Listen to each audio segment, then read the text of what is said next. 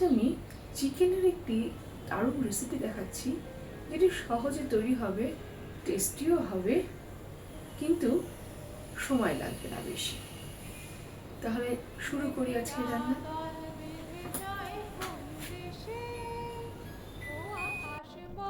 প্রথমেই আমি পোস্ত আর কাজু বাদাম ভিজিয়ে জল ঝরিয়ে নিয়েছি। এরপর একটি হাফ অ্যাপেল নিয়ে সেটি পুরো ভালো করে পিল করে ছোট ছোট স্লাইস করে ওই মিক্সিং বোলে দিয়ে দেব।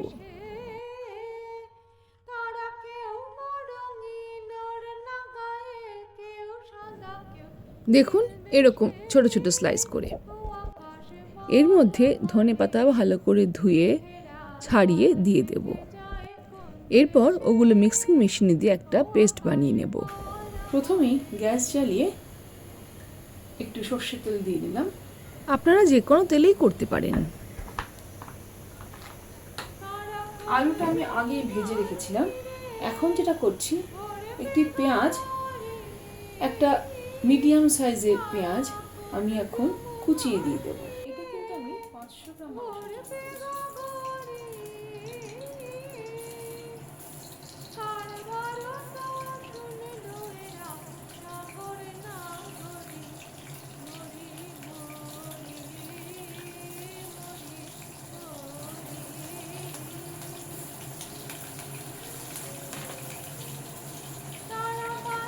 পেঁয়াজ কুচিগুলো এবার হালকা ফ্রাই করব।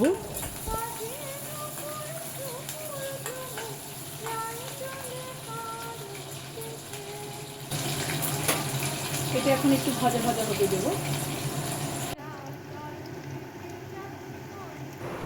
একটু ভাজা হলে তার মধ্যে কয়েক কোয়া রসুন আস্ত নিয়ে তাকে হাফ করে এবং দুটো কাঁচা লঙ্কা চিড়ে দিয়ে দিলাম।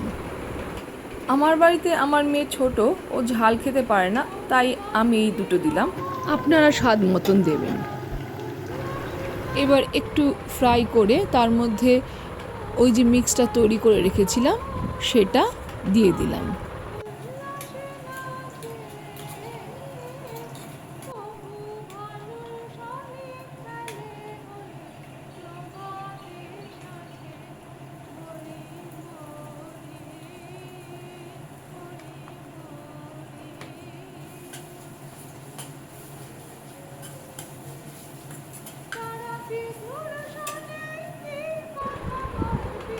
এটা এখন ভালো করে তেলে নেড়ে চেড়ে অল্প সাঁতলে নেব।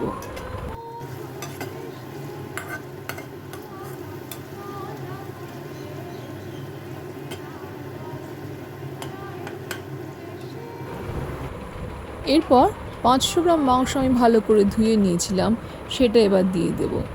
আমি কিন্তু মাংস বেশ ভালো করে ধুয়ে নিই। অনেকে অনেক কথা বলে থাকেন মাংস ধোয়া নিয়ে, তবে আমি কিন্তু কখনো ধুয়ে কিছু খারাপ বোধ করিনি।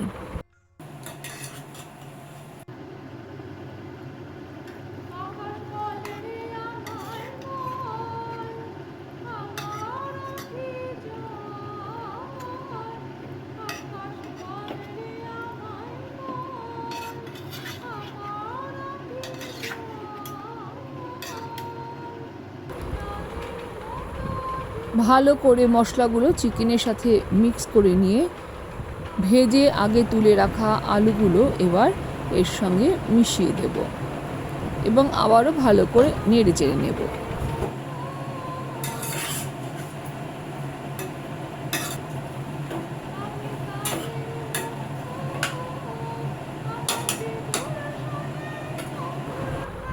এখন 2 টেবিল স্পুন দই এর সঙ্গে মেশাবো এবং তার সাথে অন্যান্য মশলা, প্রথমে হলুদ গুঁড়ো অল্প দেব, কারণ মাংসটা একটু হোয়াইটিশ দেখতে হবে। তারপর জিরে গুঁড়োটা একটু বেশি করেই দেব।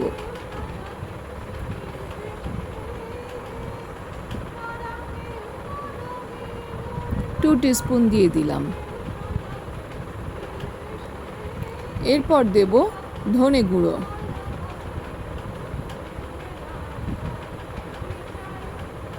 এটা 1 টিস্পুন।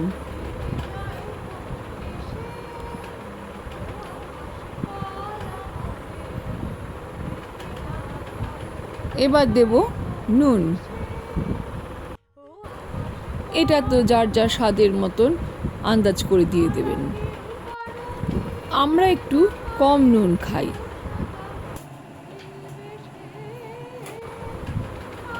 আবার ভালো করে নেড়ে চেড়ে এই মশলাগুলোকে খুব ভালো করে মিক্স করে নিন। চিকেন তো নরম হয়, তাই ভালো চিকেন হলে এভাবে কষাতে কষাতেই ওটা মোটামুটি সিদ্ধ হয়ে আসে।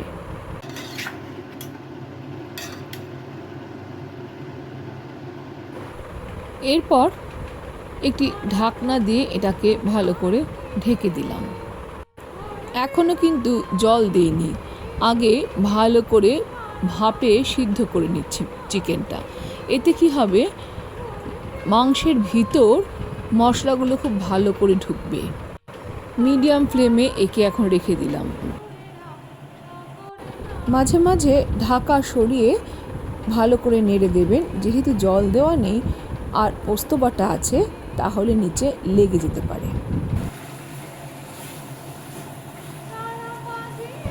এভাবে যখন দেখবেন মাংস থেকে জল বেরিয়ে তেল ছেড়ে দিয়েছে, বুঝবেন ভালো করে কষানো হয়ে গেছে। এই সময় খানিকটা কাশ্মীরি মির্চ, গরম মশলা এবং একটুখানি গোলাপ জল, ধরুন হাফ টিস্পুনের মতন, এর মধ্যে দিয়ে দিলাম। এবার আবার ভালো করে নেড়ে চেড়ে নেওয়ার পালা।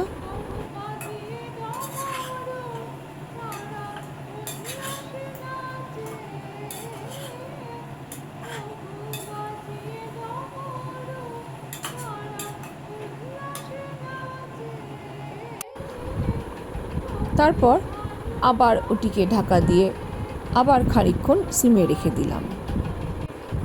এই সময় আরেকটি ছোট পাত্রে আরেকটা জিনিস আমরা রেডি করে নেব। সেটা হচ্ছে, একটি গ্যাসে প্রথমে একটি পাত্রকে ভালো করে গরম করে নেব।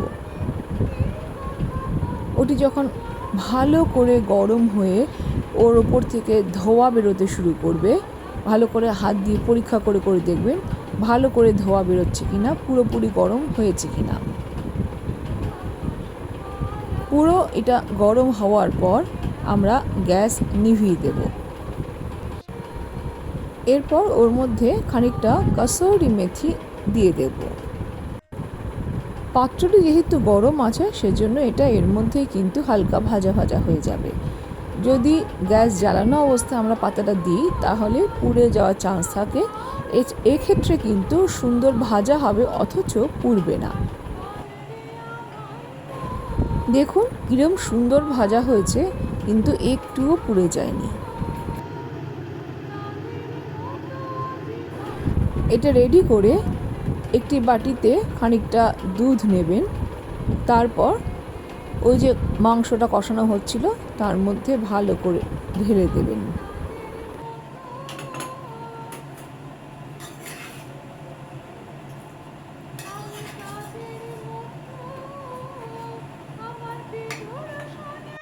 আমি কিন্তু এর মধ্যে আর জল দেব না, কারণ মাংস খানিকটা সিদ্ধ হয়েই এসেছে। এবার দুধটা ভালো করে ফুটতে দেব। দেখুন কি সুন্দর দেখতে লাগছে। এবার একটু ভালো করে নেড়ে এটাকে রেখে দেব ফোটার জন্য। এই সময় কিন্তু গ্যাস একদম হাই করে দেবেন।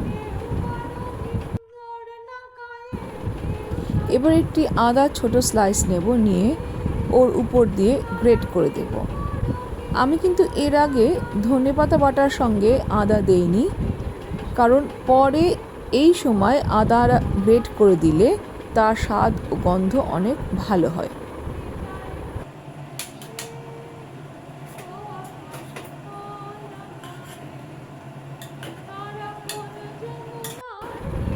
আবার একটু ঢাকা দিয়ে দিন।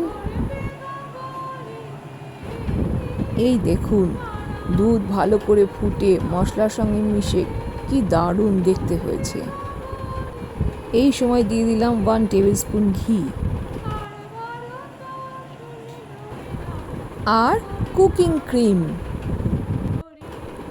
সব শেষে ওই ভেজে রাখা কাসৌরি মেথিকে হাতের ডোলে গুঁড়ো করে ওর মধ্যে মিশিয়ে দেব।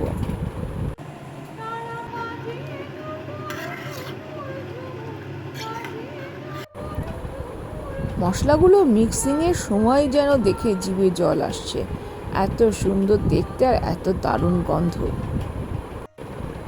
এবার গ্যাস একদম অফ করে আবার একটু ঢাকা দিয়ে 5 মিনিট রেখে দেব ক্রিম আর কাসৌরি মেথিটা ভালো করে মিশে গন্ধ বেরোনোর জন্য। ব্যাস, এবার শুধু সার্ভিংয়ের পালা। এই রকম দারুণ সুস্বাদু রান্না আপনারা বাড়িতে তৈরি করে ফেলুন ঝটপট। 25 মিনিট ম্যাক্সিমাম, তার মধ্যেই তৈরি হবে এই জিভে জল আনা রেসিপিটি। সব শেষে গার্নিশিংয়ের জন্য দিয়ে দিন একটু ধনেপাতা উপর থেকে ছড়িয়ে, আর একটু কাজু।